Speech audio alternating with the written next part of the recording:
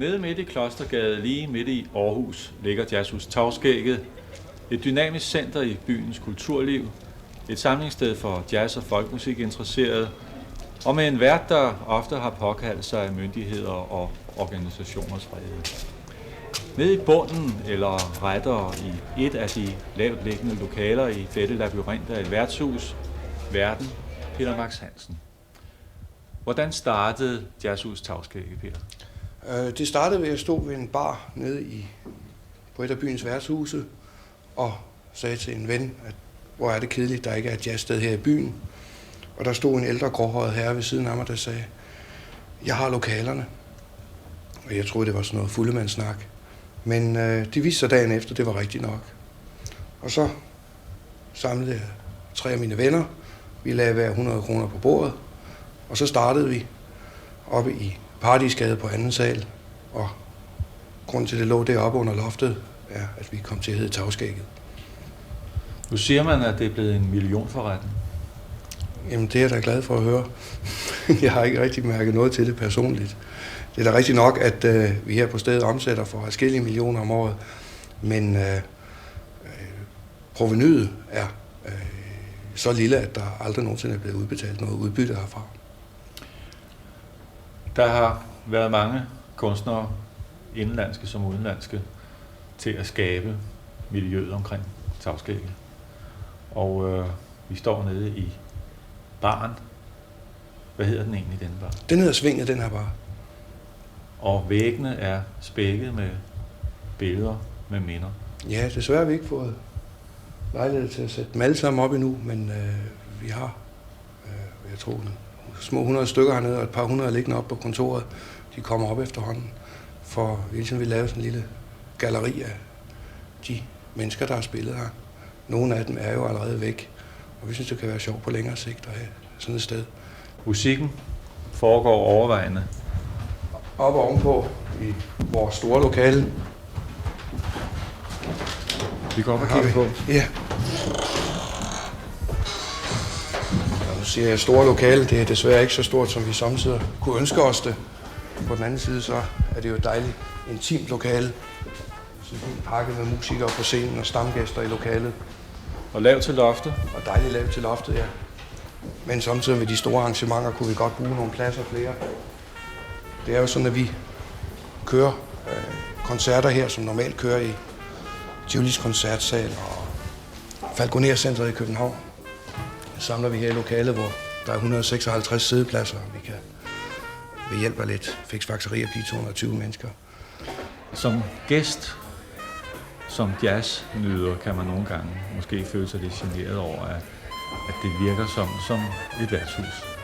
Der er støj og halløj og glæde, som i de gode gamle honky-tonks og så videre. Hvordan laver man balancen med koncert og så almindelig, skal man sige, jazz, musikalsk underholdning?